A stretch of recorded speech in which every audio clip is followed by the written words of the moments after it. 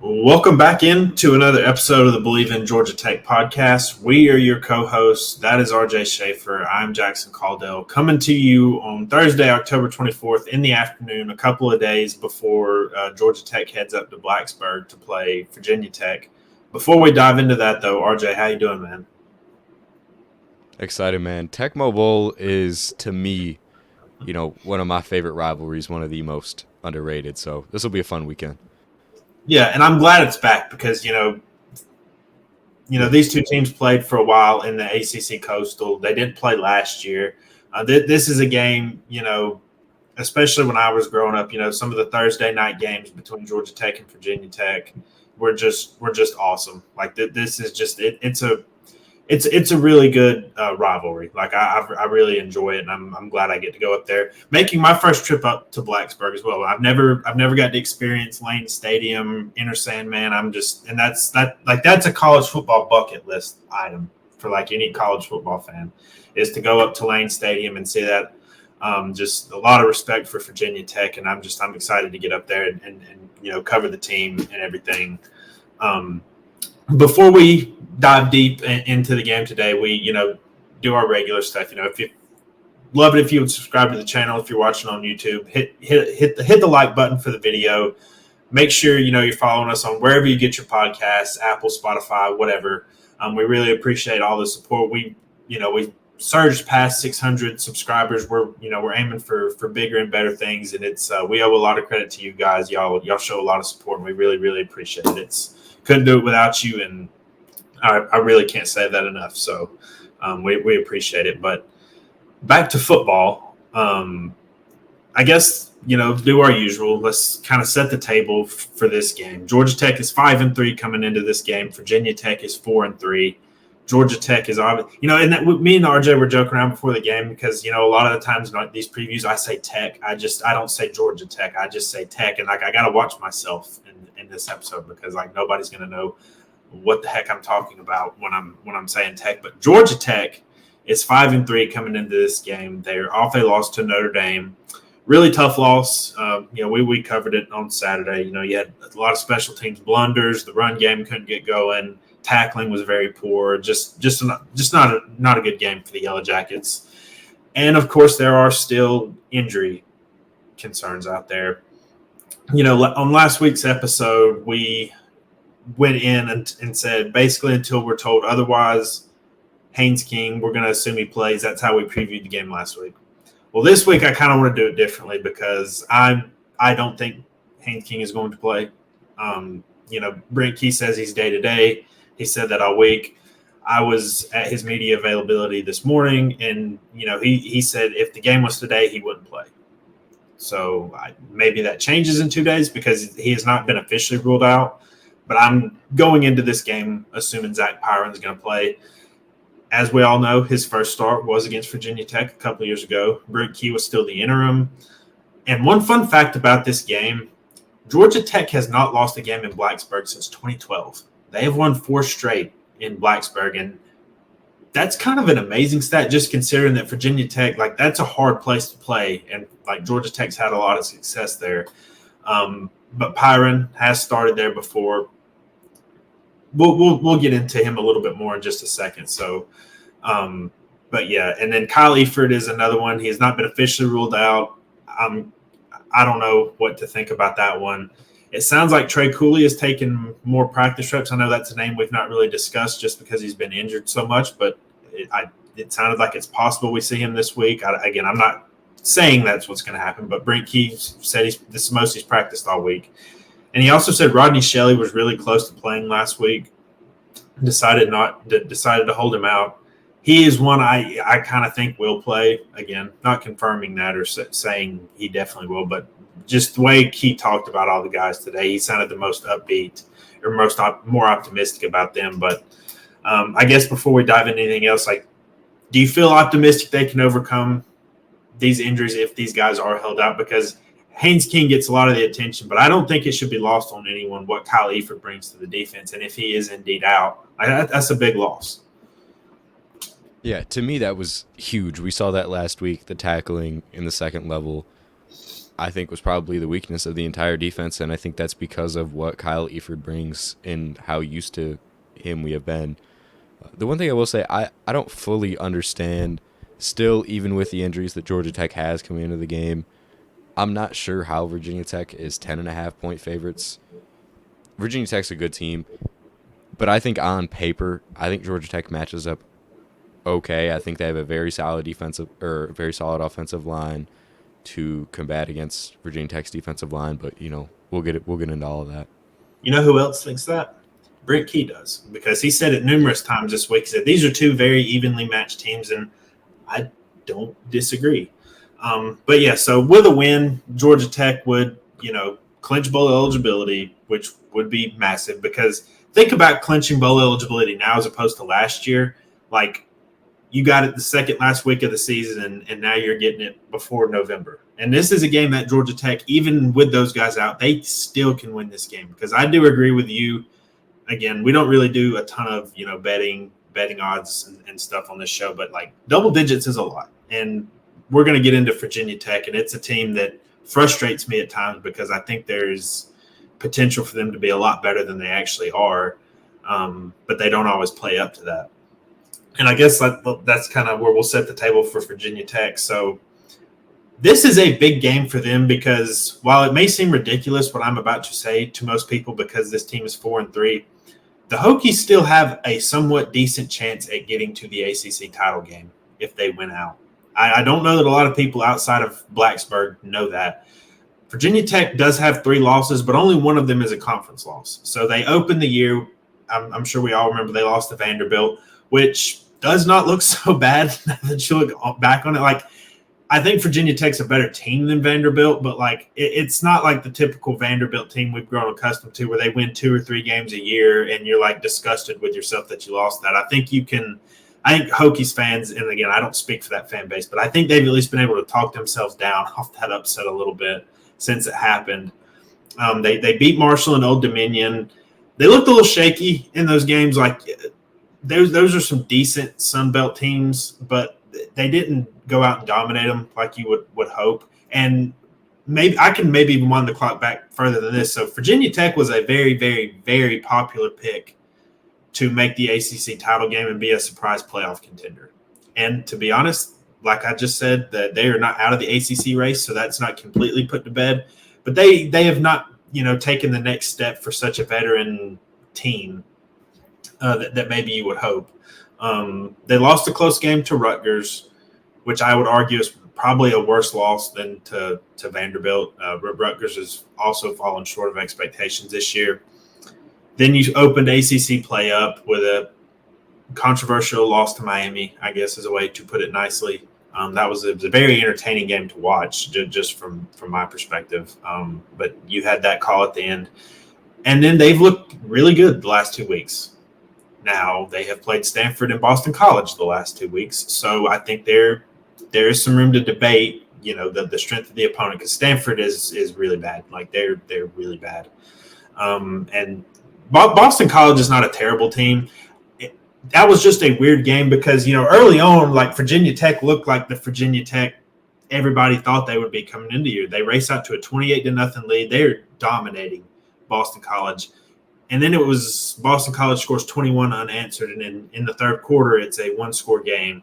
Now, Virginia Tech scored 2 more touchdowns, one 42-21.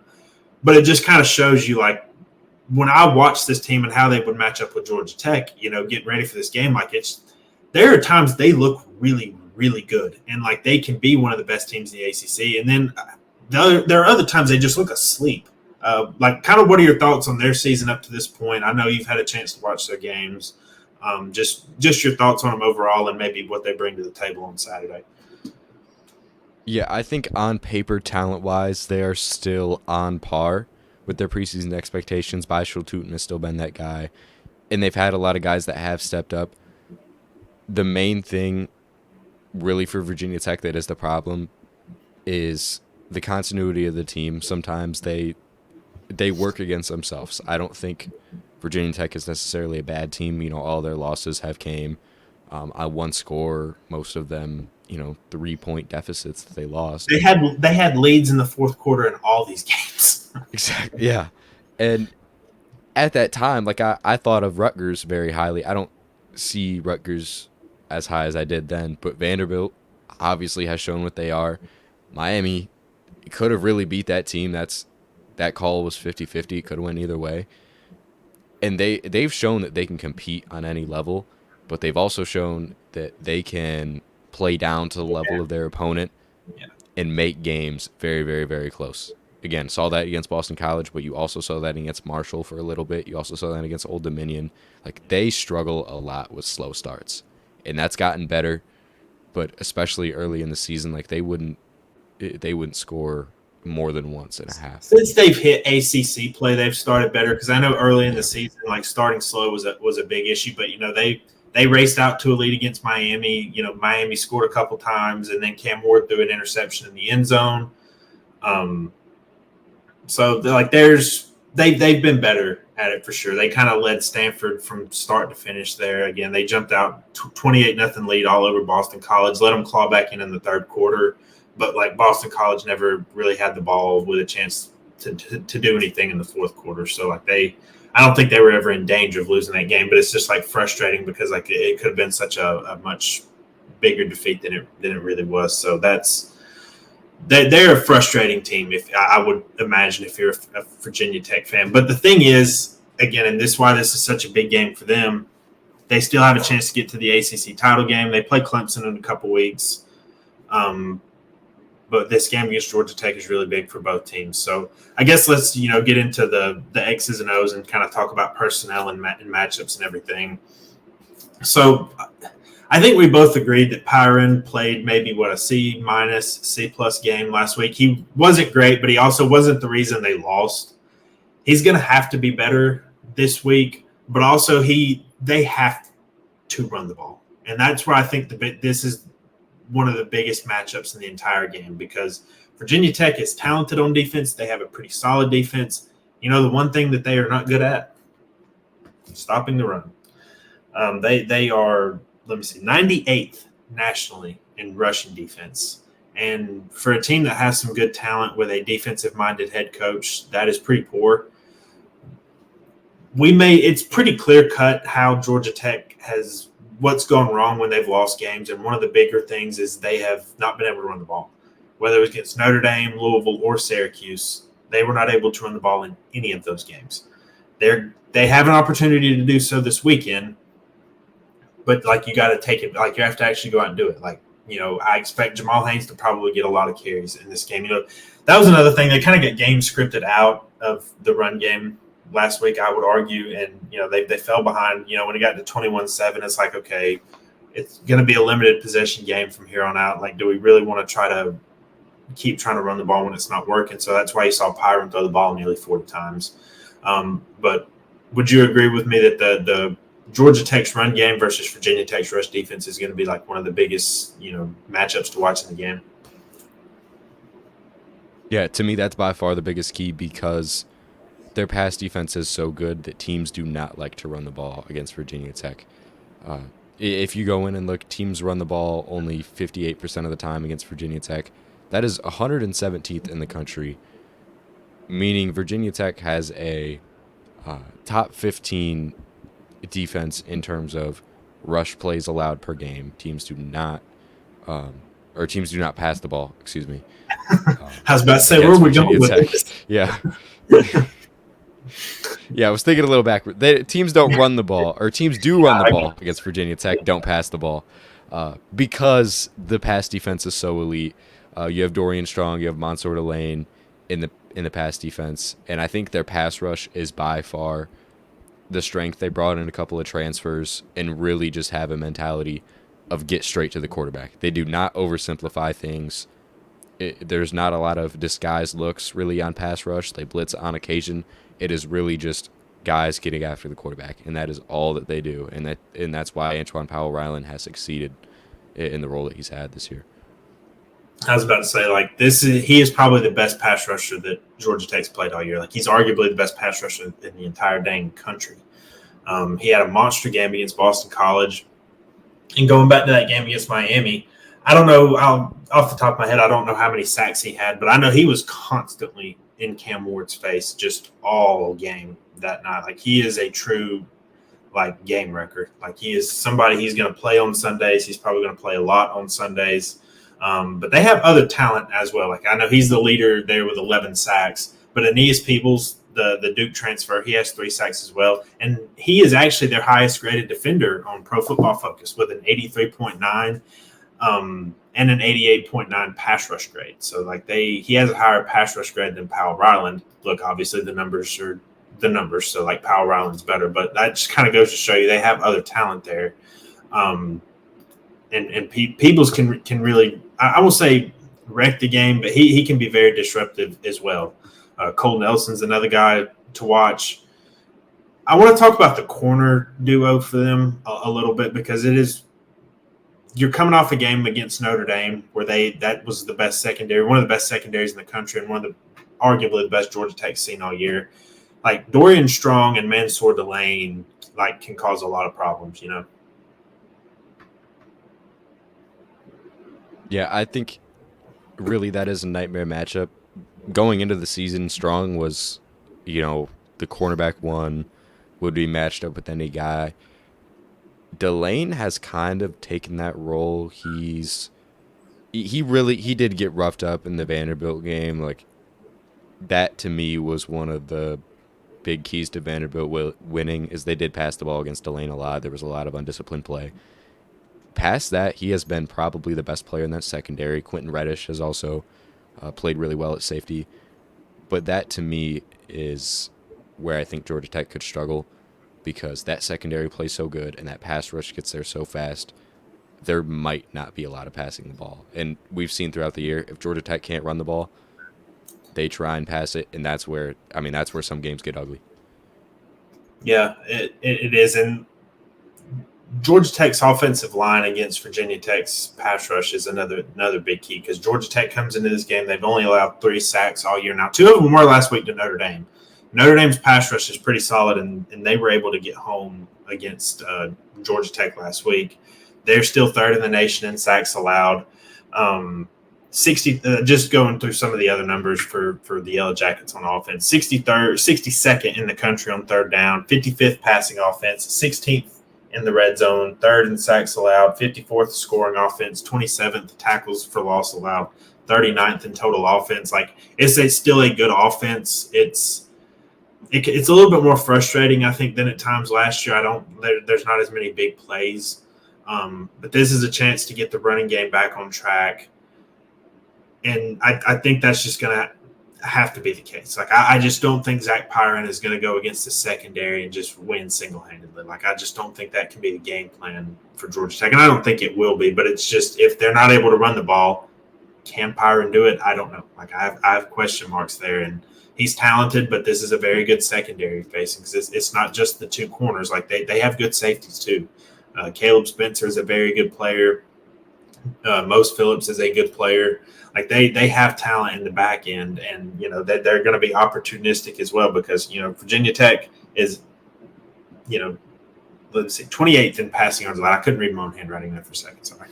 And that is like clearly like the best part of their defense statistically outside of the pass rush because that's where they are top 5 in the country in sacks. So being able to run the ball, being able to keep the pass rush held back because that's a part of it too. It's not just blocking well when you have to pass. It's not allowing them to be in those situations. Like they have to keep where Antoine Powell-Ryland cannot just tee off and get after the quarterback, where Aeneas Peebles cannot just tee off, or those other guys cannot get after the quarterback. Because like I said, they are, 4th in the nation in sacks, 19th in tackles for loss. So not allowing them to wreak havoc and being able to run the ball consistently. To me, that's how you win if you're Georgia Tech. Yeah, and I think it really is. That is the best on best defense or best on best matchup. Georgia Tech offensive line between the lines against Virginia Tech defensive line, because Virginia Tech's sack percentage is number 1 in the country. They sack the quarterback 11.7% of the time. They get to the quarterback at a ridiculous rate, even in games where it doesn't really show it on the stat sheet. I will say that may be in part to the offensive lines that Virginia Tech has played. Stanford is one of the lowest rated offensive lines in the country. So was Boston College. So was Old Dominion. Those two of those games, Boston College and Old Dominion, that's where Antoine Powell-Ryland had his 4 sack games. That is a school record, tied with Bruce Smith. Yeah. But I think that is so crucial because Georgia Tech is third in sack percentage in Virginia on offense, and then Virginia Tech is first in sack percentage in defense. So that to me is two of the best units in college football going up against each other. So this is a game. If you love the trenches, this is a game for you. Yep, absolutely. Boston College had 167 yards rushing last week. Miami had 165 a couple weeks ago. I would argue that, I would say Jamal Haynes is probably the best running back that Virginia Tech has seen this year, when he's healthy and good to go. Like, that's no disrespect to anybody else, but Jamal Haynes, in the games before Notre Dame, he had 170-something yards against North Carolina, had 120-something against Duke. He has the potential to have a big game Saturday, and I think they're going to need him too. But you ready to flip to the other side of the ball, or any other notes on this offense versus defense matchup? I mean, nope. I'll just finish it off by saying the X factors for me on this side: running the ball, protecting Zach Pyron in passing downs. I also think just another thing here, the red zone. So Georgia Tech is 16th in the nation in red zone offense. Virginia Tech is 5th in red zone defense. Like, they don't give up a lot of touchdown or scoring when they allow teams to get down in there. So that's going to be key, because I think that can go to show that Virginia Tech, just look at some of the other numbers. They're 98th in third down defense, 69th in interceptions, 98th rushing defense, 55th scoring defense, 70th in passing efficiency allowed, 65th in total defense, but they're 5th in red zone defense, and that's kind of a bend but don't break type of deal. So when you get down into the red zone, like, okay, are you going to score touchdowns or are you going to kick field goals? And kicking field goals is not something that is going Georgia Tech's way. And we're going to get into special teams, trust me. But that is just, I think, a lot of attention is being paid to the rushing offense versus rushing defense and how those numbers match up. But red zone is going to be super fascinating to watch because, again, Georgia Tech needs to put the ball in the end zone. They cannot rely on their special teams. And, again, we'll get into the special teams conversation in a minute. But anything on that you wanted to add? Yeah, I just wanted to add my X factor. I was going to say red zone offense, but I think another thing that is going to be huge in this game is you have to be able to run block against this team. I don't think you want to pass for 4 quarters against Virginia Tech. I just don't think going into this game that's what Brent Key wants to do. I don't think going out of this game, if he's forced to pass the ball, I don't think you're going to look back on it in a good way. You need to set the tone early running the ball, no matter who it is. If we get to see Cooley, if Jamal Haynes runs the ball every single play, I'm fine with either, as long as the run blocking, is to the level that we've seen, in most games this year. All right, let's flip it around to the other side of the ball. So Georgia Tech's defense, not much has changed really. Me and you both thought they played their tails off last week. Like, I thought they played really hard. I thought they played well enough to win. Like, I thought that side of the ball was pretty good. I think it was the other two aspects of the game that really failed. And again, like I said last week, I don't think they played elite or anything, but they only gave up 24 points, and they were put in some tough positions time after time. But they are going to go face another dual threat quarterback, and I'll let other people debate it, but about who's better. But Kyron Drones and Riley Leonard are both very good dual threat quarterbacks. Drones is one of the most talented, if not the most talented quarterback that Georgia Tech has faced this year. And he's a little inconsistent as a thrower. I think running is definitely his most dynamic trait. But it also gets into another strength on strength. Like, Virginia Tech is a really good team running the football, and the best thing about Georgia Tech's defense is their ability to stop the run. Now, Kyle Eford being out could play a huge role here, especially because you're going against one of the best running backs in the country in Tootin. But they're going to have to tackle better in this game. I'll just go ahead and tell you that. If you do not tackle him, it's going to, like, ask Boston College. Like, it can be a long, long day. So some numbers about the Hokies offense. They are 46th in third down offense. They are 106th in passing offense. 69th in red zone offense, 67th in sacks allowed, 39th in scoring offense, 92nd in tackles for loss allowed. Like I said, they are really good at running the football. They're a very inconsistent passing team. But don't mistake it for they're not talented, especially for a secondary that's not been great this year. Because, you look at Georgia Tech's numbers, it's 27th in third down defense, 120th in interceptions, 78th in the nation in passing yards allowed, 82nd in red zone defense, 26th in rushing defense, 49th in scoring defense, and 99th in passing efficiency allowed. So it's, again, the numbers don't change a huge amount week to week. The secondary is just not very good. It's allowed a lot of big plays, and quarterbacks have never passed on them. Now, again, Virginia Tech is not a super strong team when throwing the ball, but like I said, don't mistake it for them not being talented. Like Drones, he can get it done through the air. Like he's thrown for over 1,300 yards this year, 9 touchdowns, 5 interceptions, and they have some talented receivers as well. Jalen Lane, Stephen Gosnell, Daquan Felton, Ollie Jennings. I know Ollie Jennings has been banged up a little bit this year, but they have some guys that can really get open. And I think that's another thing when you watch, if you are a Virginia Tech fan, is like, I think these receivers are really talented, but you don't see them in the passing game click a little bit. Their offensive line is fine. Like, again, they've allowed a little bit of pressure on Drones, and I think some of it is also him keeping the ball a little too long. I think he can have a bad tendency to hold the ball, at least when I've watched him. Like I said, they're 67th in sacks allowed.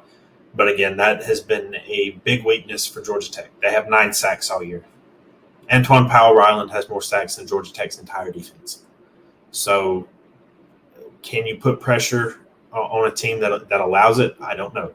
Like Notre Dame's offensive line is better than Virginia Tech's, but also they allowed a little pressure, and we saw they couldn't really do a whole lot. So what are you looking at when you see these two units match up?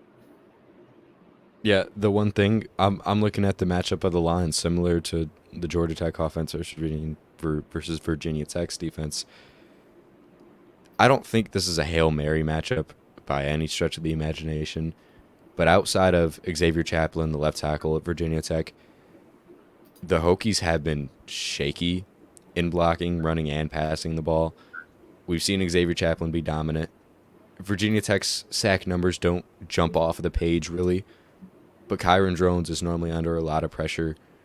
The reason why the sack numbers aren't as high as you would expect, I bet the pressure numbers are higher. Kyron Drones is very able to avoid a sack, but when he's under pressure, tends to make errant throws. And I think that's when the Virginia Tech offense is at its lowest, really, is when they can't block, when they struggle to find something in the passing game, and that's when Kyron Drones is forced to make quick decisions, when he has to decide between running the ball and passing the ball. So I think the big thing for Georgia Tech will be not can you sack the quarterback, because regardless of how many sacks, the one thing I'm looking for in terms of pressure at the quarterback is how many times can you hurry him? Because when he is hurried, that is his biggest weakness as a player. And I think that is how you can take advantage on defense. Yeah, I mean, when, just looking through the numbers here, like Drones has only 2 games this year where he has gone over 200 yards passing. Yeah. I mean, he had 322 the game against Vanderbilt. He had 201 against Stanford. And again, they mainly want to run the football. Like they are not a team that wants to go out there and throw it a bunch, but it's shaky. And that's kind of, it's weakness on weakness. It's kind of, okay, who can make more plays? We talked about it last week, and it's even bigger this week. Notre Dame did not have a great passing game coming in, but Riley Leonard really operated that offense well and hit his guys. There was maybe like the 3rd, 4th, 5th drives of the game where they had that one really long touchdown drive, and then the other 2 were like 5 plays, or it was something like that. Like, it was just really quick, and they let him get in a rhythm. Like, Jones can do that too. Like, if you allow an open receivers and he can get it out quickly, like, that's not what you want. Like, you want him to be able to try to process things, make him hold the ball, and maybe you can get home with your pressure. But like I said, these receivers are talented. They're not producing as much, but the guy, obviously, you're concentrating on offense is Tootin. Like he is an incredible player. He's one of the best running backs in the country. And like Tech they have faced some really good rushing attacks as of late. Like Notre Dame is one of the best in the country. North Carolina, Amari and Hampton, they're one of the best in the country. So they've faced some high caliber rushing offenses in this game. But can they get stops? Can they tackle well? If Kyle Eifert doesn't play, like who steps up? Like EJ Lightsey got a lot of run this past Saturday. It was the most. He's been banged up a little bit, and he stepped in. Jackson Hamilton, Tajay Butler. Those are all guys that are going to have Trinilius Tatum. All those guys are going to have to tackle well. The secondary is going to have to tackle well because there was just several times where they had Notre Dame stopped and then they would give up a play, and you can't do that this week because this guy will take it to the end zone. I mean, he is on his way to being first team All ACC, I think, and possibly an All American as well. Like he's had that good of a season and he is that good of a back. So tackling is just going to be paramount this week. Yeah, and I think this really is a nightmare time to play Tootin. Obviously coming off of his big week last week. But at the beginning of the season, he started fairly slow, 3.8 yards per carry against Vanderbilt. He only had 9 touches. Then the next week, 5.5 yards per carry against Marshall, 5.5 yards per carry against Old Dominion. And then against Rutgers and Miami, he was probably the best player on their offense in both of those games. 8.1 yards per carry against Rutgers, 122 yards, 7.4 against the Miami defense, who I really think high of. I think they have a really solid defensive line. They've been decent against the run all year. And then obviously the explosion against Boston College. I don't know if you can really stop him. He hasn't been neutralized really at all this year. It's just you can't let him have explosive plays. Like there cannot be any blown plays. There can't be any missed second level tackling. To me, it's almost like you can't let him consistently, get big yards because the thing, like go back and go watch the North Carolina game. Like Amari and Hampton finished with like 170 yards. But like 70, 80 of those yards, he had like a 70-something yard run in that game. So they did pretty well most of the time. But there was that one right before the end of the half, I think, where they allowed North Carolina to get a score. So it's like, okay, down to down, can we consistently hold him, keep him at the line of scrimmage? Don't let him get further. Or is he going to rip off these big explosive runs? Because that's what it was against Boston College. It was just all these just big explosive runs, and he just tore them apart. Like, I mean, it was just – and that's just where the tackling comes in, Yeah, and I mean, he ran for 266 yards and 18 carries.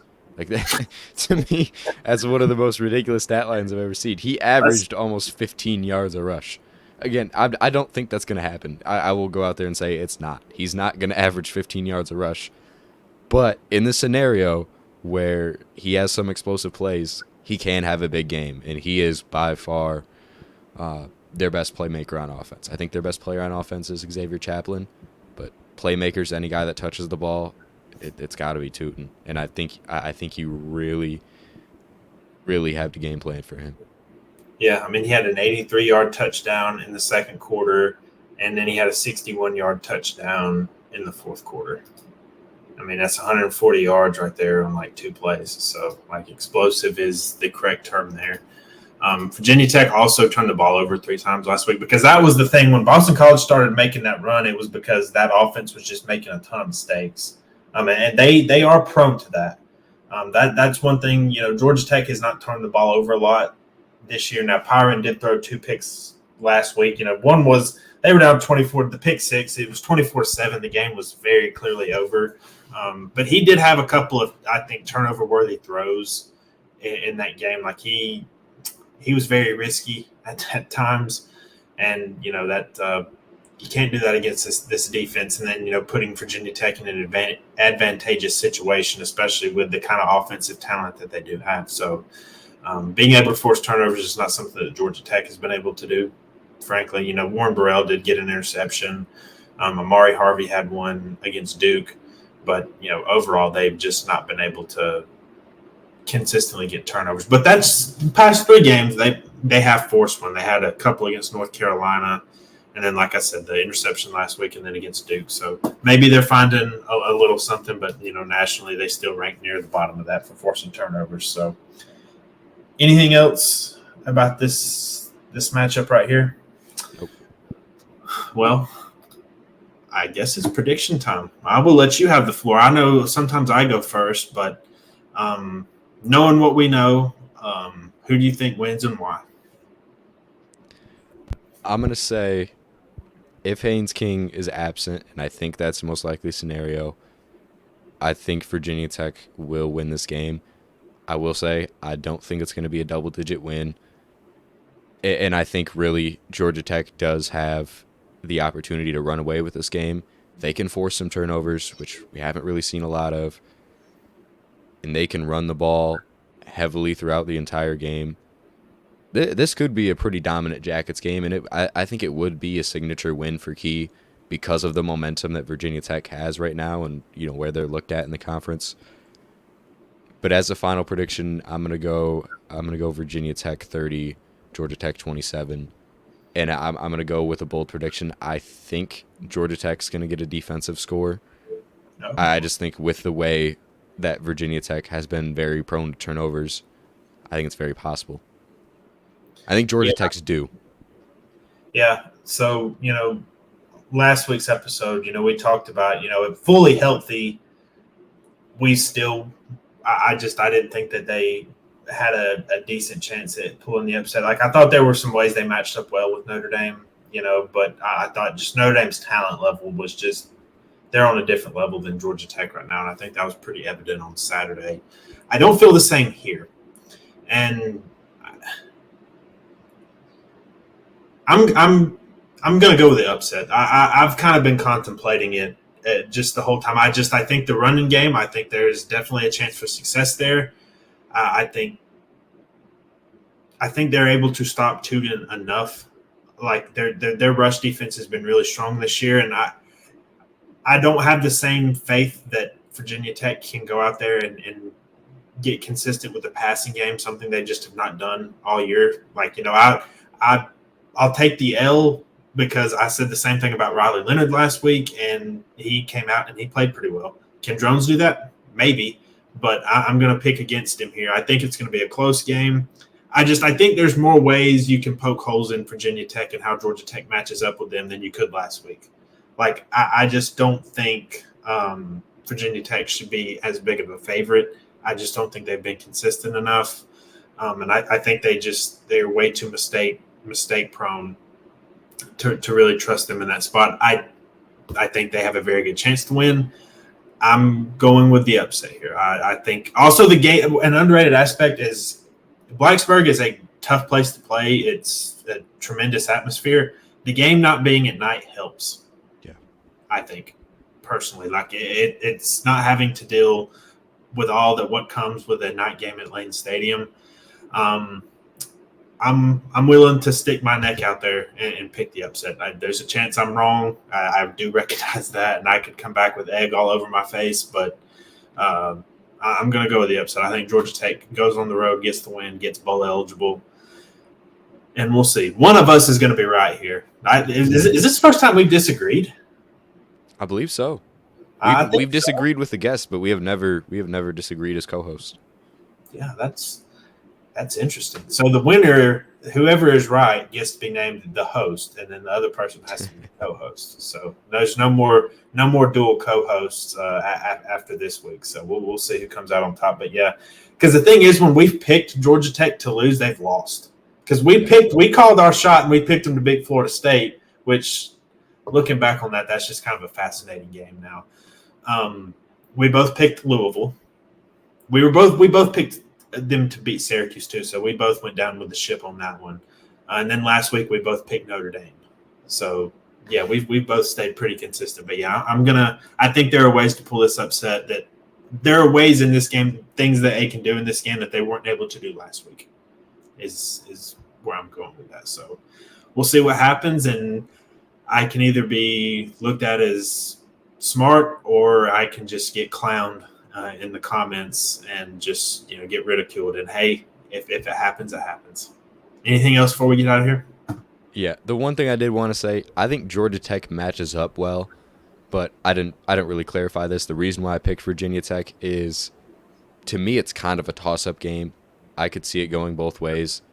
I'm going to go with the quarterback I trust more in that situation.